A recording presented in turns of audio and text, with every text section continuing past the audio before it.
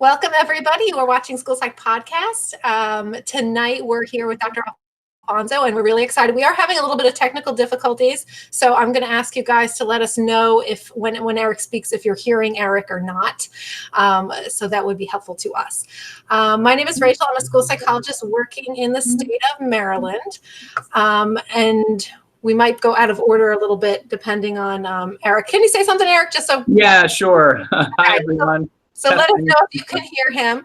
But I also wanted to, before we got started, just wanted to reiterate how awesome our field is. The way that I kind of got Dr. Alfonso to join us tonight, I went up to him after a presentation at NASP and introduced myself, and I was like really super nervous. Oh, it looks like people can hear us. So okay. That's good. And I was super nervous and kind of was like, oh my gosh, I'm going to talk to him. I'm going to talk to him, and went up to him and immediately kind of rambled and babbled as I typically do on the podcast, as you guys know, and lots of ums and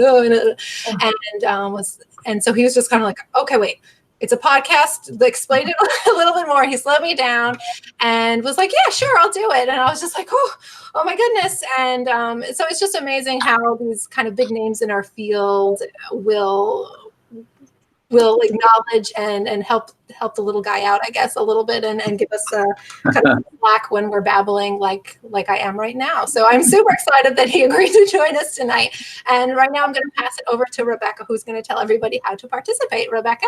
Yes. Hello, everybody. So I'm Rebecca. I'm a school psychologist in the state of Connecticut.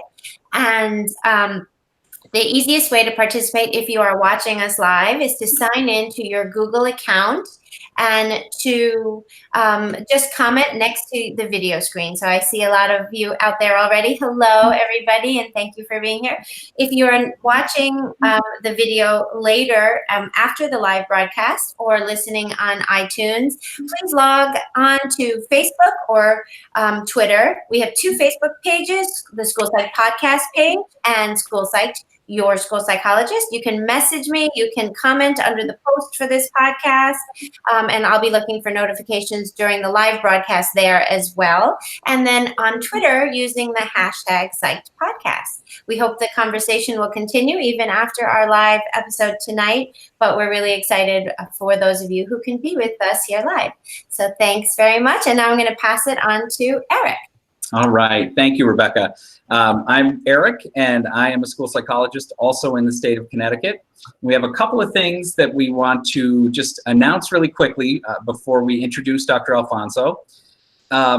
We have the privilege and honor of having Connecticut's School Psychologist of the Year with us. So I get to pass the torch on to Rebecca this year as Connecticut School Psychologist of the Year.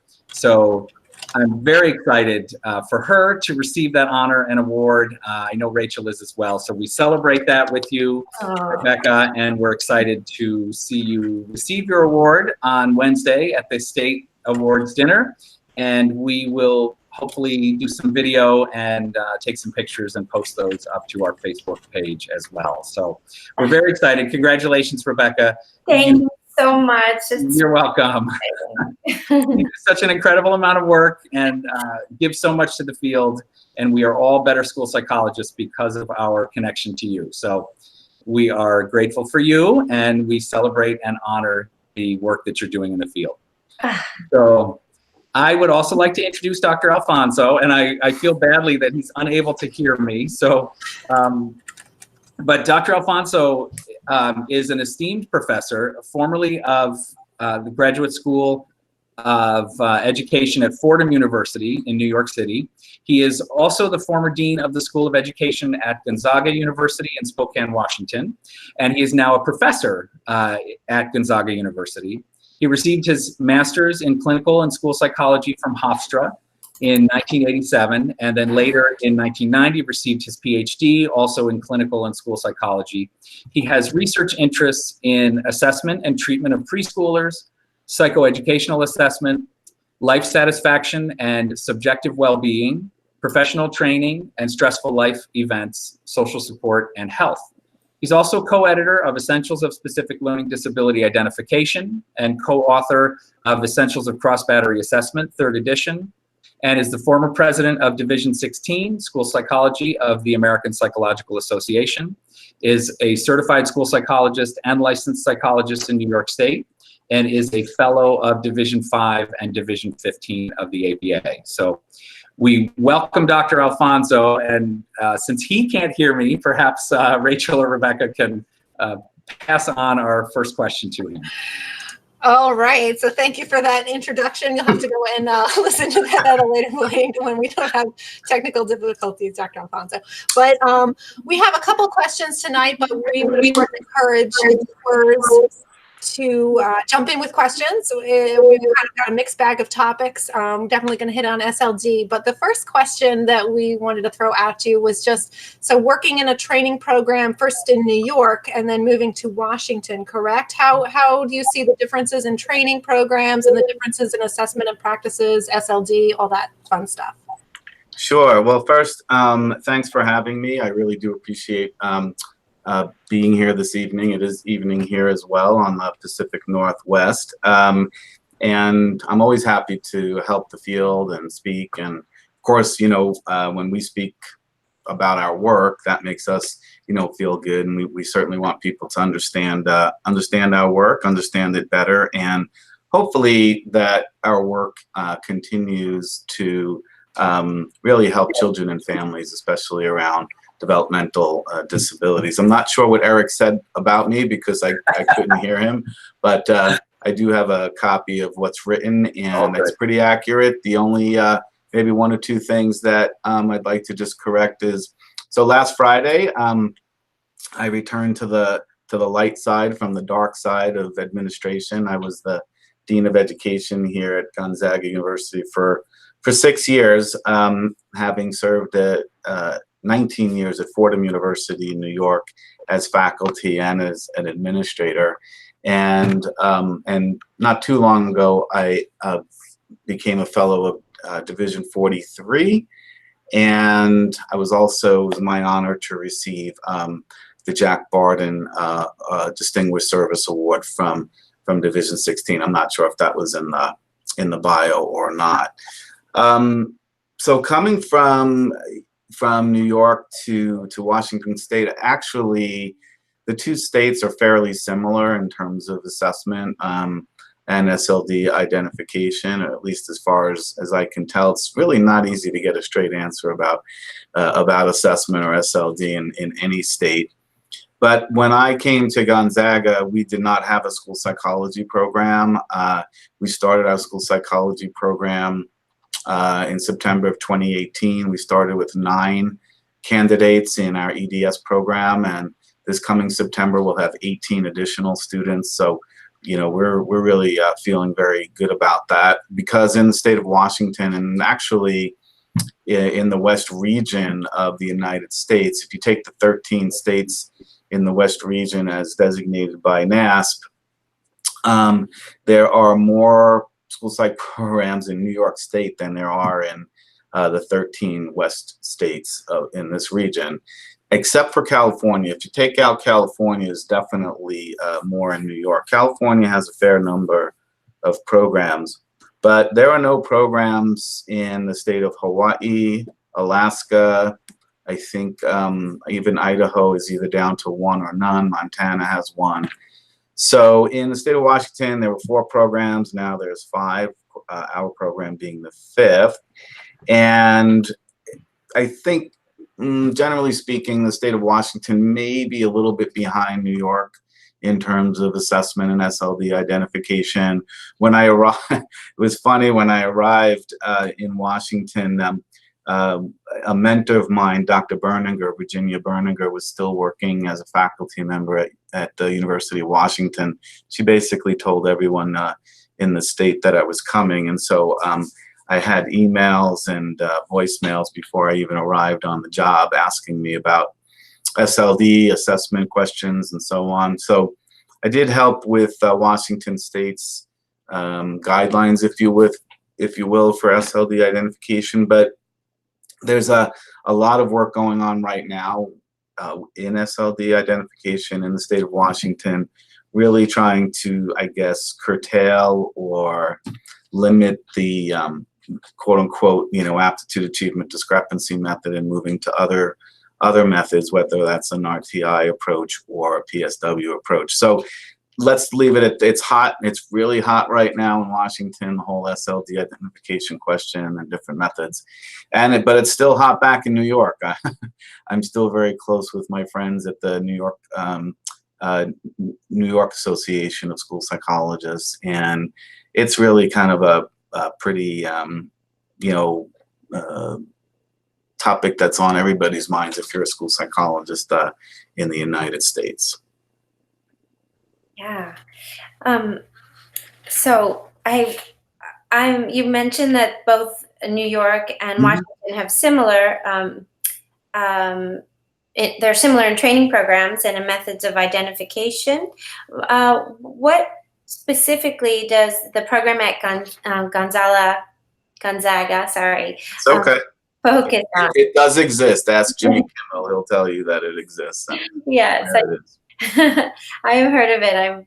I am just nervous to be here with you, actually, if I'm honest. Don't be. It's overrated. Don't worry about it. Thank you. So the question that we were thinking of having you address at this point is in your training program, what kinds of assessment do you focus on? So when we were designing our program here, we really wanted to focus, or we wanted the program to be really have a leadership focus to it. So because we believe that school psychologists should be leaders in educational settings and school settings. And so we really tried to embed in our coursework courses that come from our leadership program, come from our special ed programs, as well as teacher ed and counselor ed. So we really kind of put a program together that had expertise and content from our colleagues here in the school.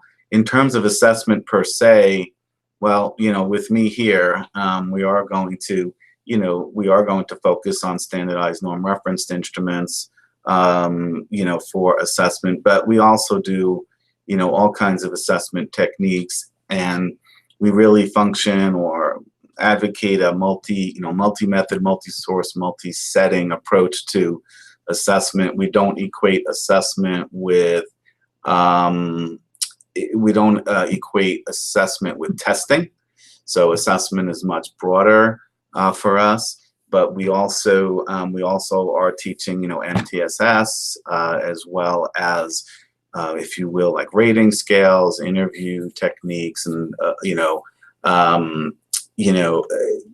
bunch of other techniques. We believe that, again, it's really takes a multi-source, multi-method approach to answer questions in the best way possible that would help the student and the family.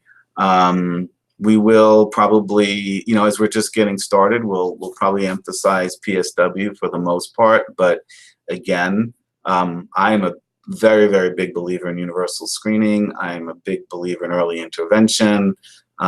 So, myself and my colleagues, we come from a camp where we don't believe that, any one method or any one way is the be all end all, and that you really have to take into a lot of variables into consideration when you're determining what you're going to do and how you're going to do it. And it's incumbent upon us as professionals to answer the questions and try and help the folks who've come to us for that help. For sure. Awesome. That sounds good. I'll try to chime in with a question. And feel free to derail me, take me in any direction you want. It doesn't matter to me. I'll go wherever you want me to go. We're good. Yeah, I just put a message up to our chat over here that people need to ask questions, otherwise they're stuck with whatever we're going to ask. So right. Eric, I know you wanted to chime in. Can you chime in and we can relay what you wanted to say? Sure. Or he can type. I can read it. I can see his. Oh, that's true. So whatever he wants.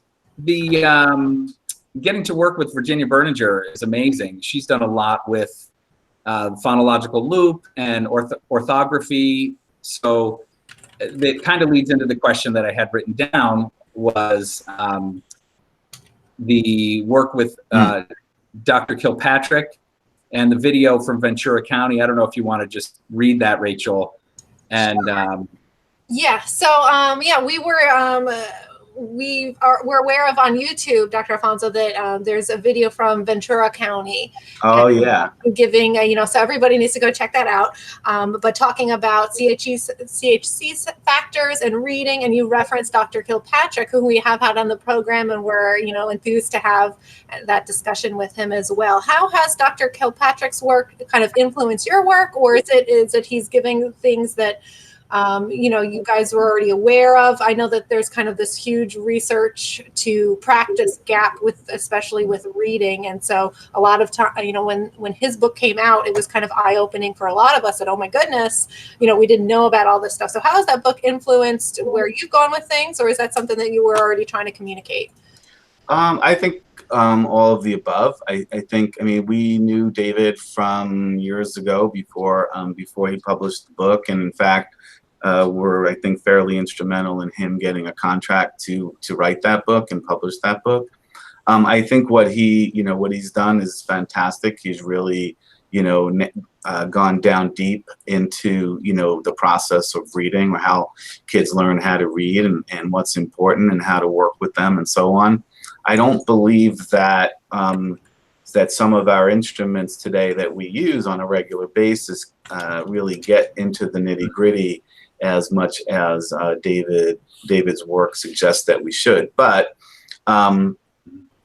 we have always been a big proponent of phonological processing, or phonological awareness, phonics, phonetic coding as being foundational for reading skills. But it's not the only skill or process that needs to be assessed with young children who are beginning to learn how to read. There are other factors that are important. And there are students, students who do perfectly well on a phonetic coding test or instrument, and yet still have difficulties reading. So, I think all of the disabilities, if you will, or IDEA areas they're not that easy to address or to assess. I think David's book has really put out there a lot of information for people to soak in, and my hope is that as his work progresses and his research becomes more, gets out there more, that some of the folks who are developing tests and instruments can incorporate that research into their materials, so that we can all learn more from it. But I think what he's done the most is really brought to the forefront that the complexity of learning any academic area or academic subject matter, in this case reading, which is what we know the most about. We still have a long way to go when it comes to writing and mathematics, and even reading comprehension. Most of our work, our research, and much of the writing has been really focused on basic reading skills, and that's very important, but we need to go much further than that, or beyond that. Yeah, Dr. Alfonso, we have a great viewer question that I wanted to throw in. Sue says that a new law in Arizona will require us to screen for dyslexia in the younger grades starting next year. Right now, they give the standard DIBELS-Battery K through 3. Do you recommend anything different? I think DIBELS is great to use. I think that probably need to use a couple of different, methods, if you will, or different materials to assess for that. As far as I know and I'm concerned, dyslexia is still basic reading disability. It's a reading disability. I don't know exactly why socially and politically it's kind of blown up again as something new and different than it's ever been. But I am happy to hear that that some states, or at least, are thinking that we should be screening for dyslexia. But if we were doing universal screening in general, we would probably be able to pick that up as well. I think one of the things that we don't do well when we're working with students suspected of having a reading disability is that we don't listen to them read. It's amazing to me. that we don't ask the student to read for us, so that we can hear prosody and volume and tone and pitch and you know, and how they struggle and how they perhaps self-correct, autocorrect, or don't do that, or don't even notice, you know, what's missing. I do believe that if it's going to be screening for dyslexia, actually doing any kind of screening in terms of academics really should be a team approach. And I think that speech language pathologists should probably be involved in that as well. School psychologists, and if there is a learning disability specialist or a reading specialist in the district, probably should be involved also. You know, there should be, you know, basic, I guess, psychological, you know, assessment methods, you know, interviewing, observing, talking to parents, learning if there's any history out there, and also, like I said, listening to the student, you know, either name letters, sing the alphabet, you know, read simple words, and so on, to get a good sense. And I think that even, you know, the process of screening should be to distill who are the students who are seemingly have some difficulty, so that we can work with them more directly and more intensely. It doesn't mean that, you know, they're going to have a difficulty later on. And it also doesn't mean that we didn't miss some people in the original, you know, screening as well. So I think, you know, screening, monitoring, evaluating, monitoring, and doing that in a cyclical nature in the first few grades is probably a very prudent thing to do if we want to avoid students having difficulties later on. That makes sense to me. I think, and Serena, if I am not speaking your question well, please comment. But we had a question from Serena, and she said that she feels strongly that licensed professionals should work in their area of expertise. So, so that psychologists, for example, should be able to complete medical statements for related diagnoses, anxiety, depression, etc. And she wonders what you think about that and how we can best advocate for that in our states. Yeah, so I mean, I've always been an advocate of, you know, school psychologists being able to assess for autism, autistic spectrum disorders, you know, anxiety, depression as related to academic functioning or even social functioning in the schools. I don't think I'm alone in that, and I think that, you know, perhaps our national organizations need to advocate for school psychologists being able to do that work. I mean, I encountered it too, you know, with ADHD and some, but we're like the behavior specialists, right? So we should, you know, we are able to assess for attention and attention problems, attention difficulties, hyperactivity, anxiety, especially as it's related to academic functioning and academic performance, or interpersonal and social, and so on. So I feel very strongly about that. But I think, if I'm not mistaken, I think, you know, the states differ in terms of, you know, who they allow to do what and what kinds of classifications and diagnoses. It's a lot of gray area. I mean, in IDEA, I think there's still 13, you know, classifying conditions. And there are some there that some of those conditions that some folks believe aren't in the purview of, you know, school psychologists, but it is IDEA, right? And it does pertain to schools and to educational settings. So it's a thorny issue, and I think it really kind of depends on where you work and practice as to what you're allowed to do and not allowed to do. But if I'm a school psychologist working in schools, you know, I'm going to be very opinionated and have a very strong opinion that when it comes to learning and behavior problems, you know, we're experts. Not that we know everything. We should work with folks from other professions, but we do have our areas of expertise, and we should be looked upon to share that knowledge. Very cool. Serena says bravo. She liked your answer a lot, and Right.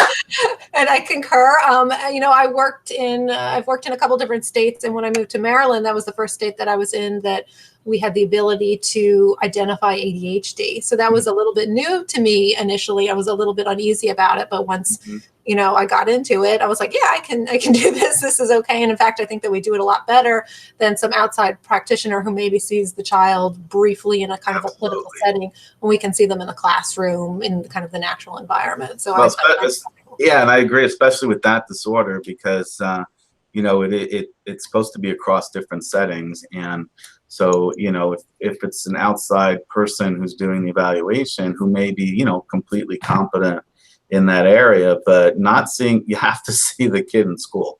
I mean, if you don't see the kid in school, then I don't know, that you can really move in that direction, and I'd say that about, many of our classifications. You really have to see the child in the educational setting, and the younger the student, right? So I used to work with, the most fun in my life was when I was working in preschools, in preschool educational settings for children with disabilities. I mean, it was just, so rewarding and so much fun. But, they behave differently, in the same room, 5 feet, away.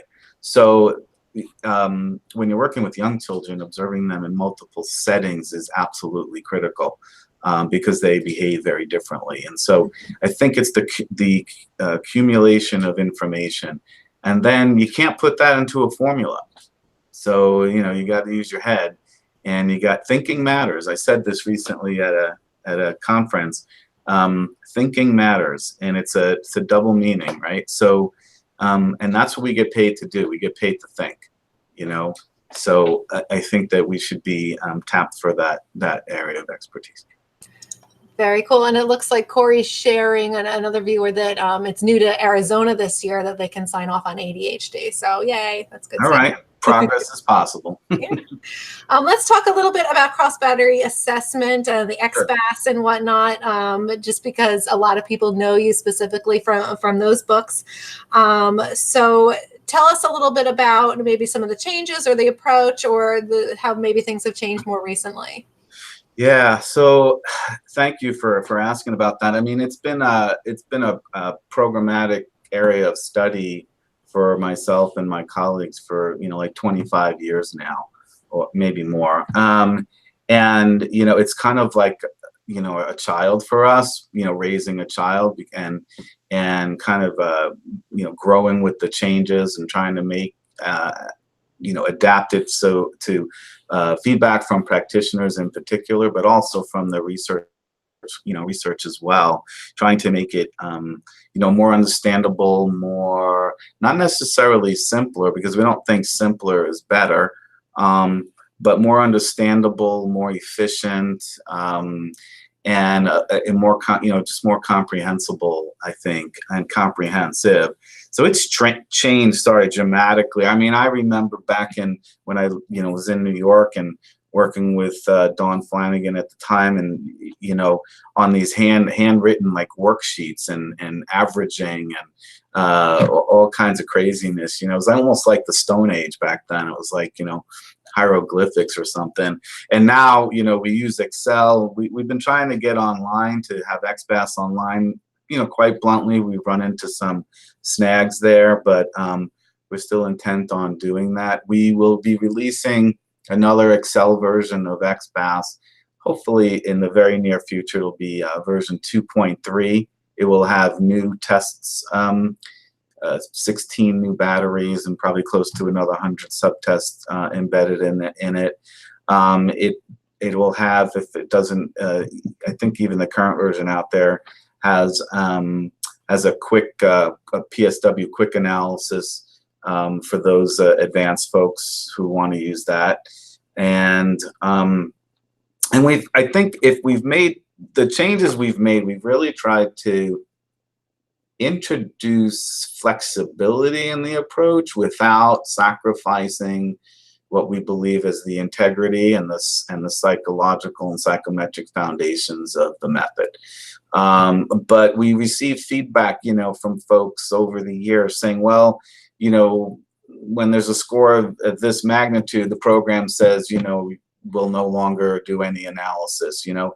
And so we've really tried to put that, the decision making, as much of the decision making into the hands of the practitioner, because we believe it's the practitioner, clinician, school psychologist who knows the client the best. And, you know, there's a lot of murky area there. There's a lot of gray area. That's why, you know, we people, psychologists, need to be doing this work, not psychometrists. Sorry, but you know, anyone can give a test and score it, but it takes somebody who's got the training, expertise, education to interpret findings. And that's not just standardized norm reference tests. We never ever say, and never have said, that the only instruments to use are standardized norm reference instruments. We've never said that. You know, it's not so important as how you collect the information, but what information you collect. So, you know, it could be from consultation with a teacher, a parent, or another professional in the school. It could be, how about this one for a novel idea? How about asking the student, you know, like, what gives you problems? What are your difficulties? What do you like? What's easier for you? How do you approach problems? Interviewing, you know, the student. I don't think we do enough of that in our training programs on how to integrate information and data. So we're, kind of like the summary points are that we're trying to make XPath simpler to understand, a little bit more efficient in use, flexible in its use, and trying to keep up with the literature and the research, you know. So in particular, CHC theory, has been a lot of changes to the theory recently. A big one is that GLR, long-term storage and retrieval, is now divided into GL and to GR, and we're trying to make those changes in XPath. There are other changes as well, and there's a lot of research that's coming out about the relations between certain cognitive processes and cognitive abilities and academic functioning. So we're trying to, you know, incorporate that. What we will not do and never do, as far as the authors are concerned, is take the clinician out of the equation. So, you know, we don't want to make decisions for the clinician. We also don't want the program to make decisions either. The program is a guide, it's a tool. But, you know, as one of our other mentors, you know, Alan Kaufman, you know, used to say, you know, you got to be the scientist, and you have to be do intelligent testing, you know, to answer questions. And my final comment is just that, you know, a disability such as a learning disability is so idiographic. It's almost idiosyncratic, right? So 10 students could have a basic reading disability, but they manifest that in 10 different ways, and they've got, you know, different strengths and weaknesses, different you know, personality characteristics, etc. And it's never going to change. I mean, it's always going to be individually based, but informed by the science and the research that's done, let's say, on the group level. Sorry for the long-winded answer, but. Yeah, that was good. That was good. And I like what you're saying about, you know, disabilities manifesting so differently, because we're restricted to these kind of 13 categories. But I mean, there's such a broad range within that. I made the mistake on Twitter a little while ago of saying something along the lines that I didn't think the term dyslexia was overly helpful. And what I meant by that, you know, it's Twitter, so you get kind of this little snapshot. But what I meant was that it's a bit broad and it doesn't really show exactly where, because you could have, you know, 100 different kids with that diagnosis and with 100 different deficits in there. And so that's what I meant. But I had some backlash on Twitter that, you know, oh, you're saying it doesn't exist, that dyslexia is not real, that it's not helpful, and hashtag say dyslexia. And I was like, no, that's not, I'm not trying to. Right. It's broad. You know, all these categories are broad. They are. Yeah. They are. And, you know, think about it. We understand the most about basic reading difficulties. What about all the other areas? Mm-hmm. So, For sure. We had a viewer question from Sue too, and I'm going to read it off. Let's see. I wonder if Dr. Alfonso has heard about hashtag scatter doesn't matter and his thoughts on some recent research that questions the entire PSW process, not just XBA or XS. You know, we've talked on the podcast to Dr. McGill and Dr. Canavay and Dr. Burns and some of the other people that are kind of against the profile analysis. So what are your what is your take on that? Have you heard of that hashtag? I don't know hashtag, you know, scattered doesn't matter. There's an excellent chapter in Alan Kaufman and Susie Rayford, their book. It was like the last book that he wrote on the Wechsler scales. I think it's Intelligent Testing with the WISC-5. The whole chapter, the question is, does scatter matter? And, you know, I think it does matter. I think it depends on where it is, how it's evaluated, where it is, and then trying to see what, you know, its meaningfulness or how it's linked. I don't really subscribe to profile analysis in the traditional sense. So, for example, you know, when I was a grad student and learned about some profiles, and in particular something called the ACID profile or a SCAD profile, and they were acronyms for subtests from various Wechsler scales. And if students, you know, perform poorly on the subtests, you know, that made up that composite, then you know, there was some evidence perhaps of some kind of disorder. We don't do that. We don't look into that kind of a profile analysis. We do look into, however, a profile, if you will, of strengths and weaknesses. And, you know, I know there are a lot of critics out there of PSW, as there are of RTI and aptitude achievement discrepancy. Mm-hmm. But, you know, if we knew well what a learning disability is, then we wouldn't be having these conversations and discussions. There wouldn't be so much controversy out there. I mean, maybe there are people who believe they know exactly what a learning disability is and how to evaluate it or how to identify it. I don't think we do. So when I look at research, read research, whether it's critical or supportive, you know, isn't necessarily what I'm looking for. I'm looking for what's the rigor of the methodology, what was the thinking that went behind it, and how do you know that somebody has a true learning disability or not? I don't know that we know that. I think it's much easier. It's not easy, but it's much easier to evaluate for, identify intellectual disability or maybe even giftedness, because we have some clear-cut criteria there. You know, but when it comes to learning disabilities, I mean, there's nothing clear-cut about it as far as I'm concerned. So it's hard for me to, you know, really, I don't know, accept the results of some of these research studies that come out there, because I don't know that anybody knows what a learning disability is. So how do you know one method's better or correct than another?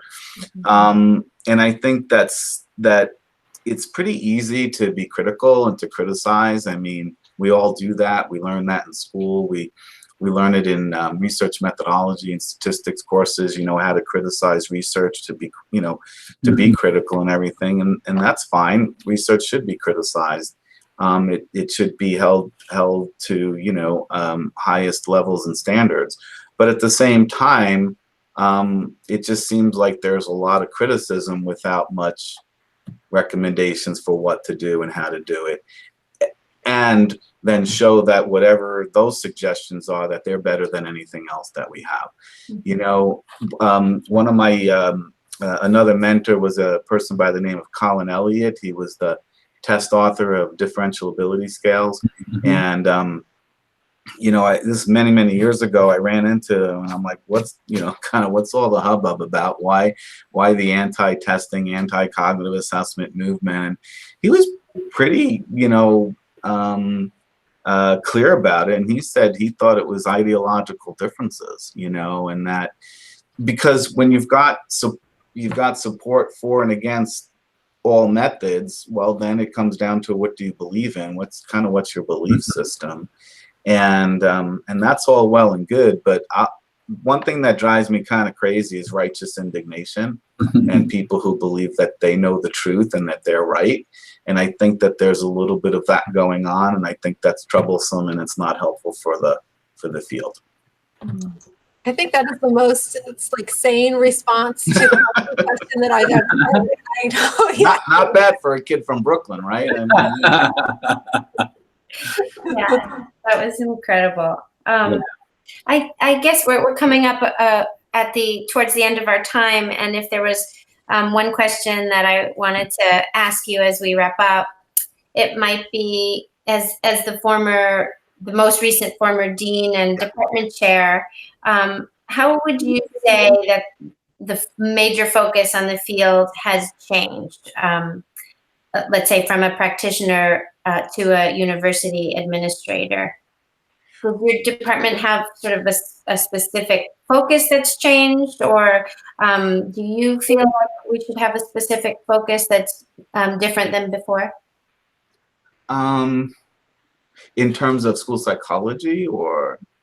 Yeah, or I guess, yeah, and its related broader place within education.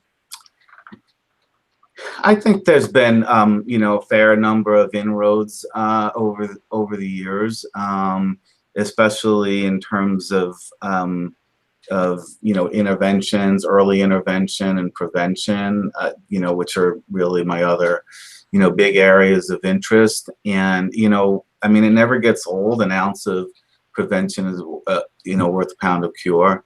And, so I just think that the earlier we intervene, the better.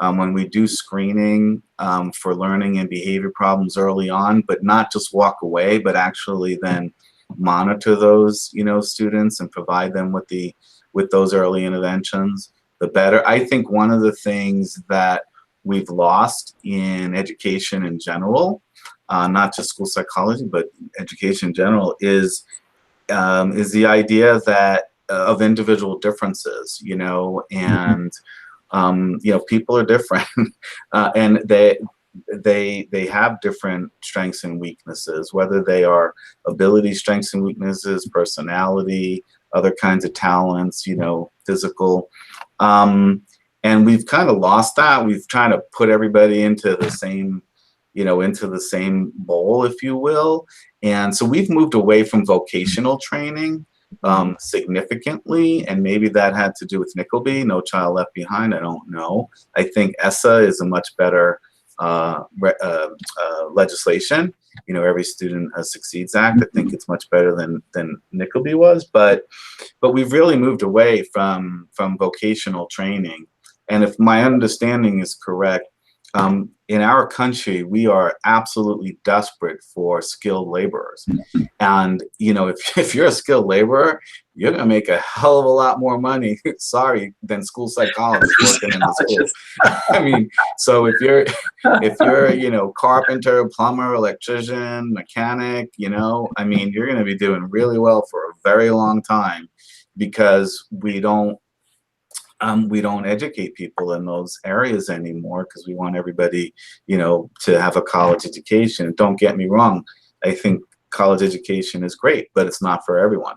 And there are students who have, great skill sets, but we try to force them, into a different box than what they're good at. And I think we should really tailor their education towards what they're interested in, what they're good at, because then they're going to be, really good contributors to society later on. Forcing them to have a high school diploma or a college degree that they won't even use, I don't know how that benefits them or society down the road. So, yeah. So that's just, my thinking. It's we have some of the greatest potential, but we don't always use it, and I think that's a problem. But hopefully there's a great book called Tinkering Towards Utopia. It's about educational reform, And it's just a great title, Tinkering Towards Utopia, you know, little bits and pieces, one step at a time. And my other favorite line and quote that I used to give as a dean when everybody was, you know, angry with me for one reason or another, but it's perfect is the enemy of good. You know, we don't have to be perfect out of the chute. We need to be good and we need to get better, but we're not going to get better unless we kind of work together on solutions to problems rather than trying to figure out who's right and who's wrong. Yeah. Wow. We have so many viewers commenting with just agreement and oh, good. Yeah. So what a beautiful way to end. And I love the summer reading suggestion. I hope you all pick up that book and we can have a book talk about it when we come back in September. It's my pleasure. Anytime. We could do part 2 if you want at some point, or you know, I don't know, whatever you like. I just want to be helpful and you know, share my thinking, which is not right or wrong either. It's just these are my my thoughts over 25 years in the field. Awesome. Thank you so much for taking the time to come with us. And, you know, you mentioned part 2, so we're definitely going to send you. We'll bug you. Okay. Sounds great. We have some people in the chat box already interested in maybe some early intervention. And yeah, everybody's sounding off on what you had to say about, you know, college and trades and things like that. So we're all really excited to hear from you. But thank you again. And thank you to everybody who's been watching, and enjoy your summer breaks. And congrats again to Rebecca and Body Award, School Psych of the Year, Connecticut. So yes, congratulations. Thank you so much. And thank you for your time. And congratulations on your awards, Dr. Alfonso. Yeah, thank you. We're really grateful for this conversation. Good night, everybody. Good night.